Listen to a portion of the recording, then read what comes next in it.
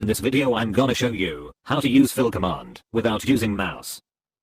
First select the range of cells that you want to fill by holding shift plus down arrow.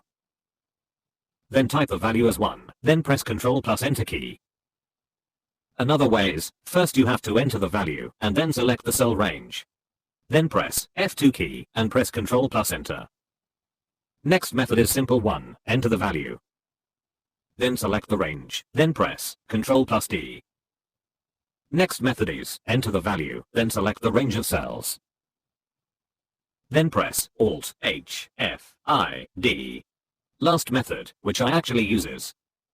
Enter the value and select the range of cells, then press Alt H F I S, enter.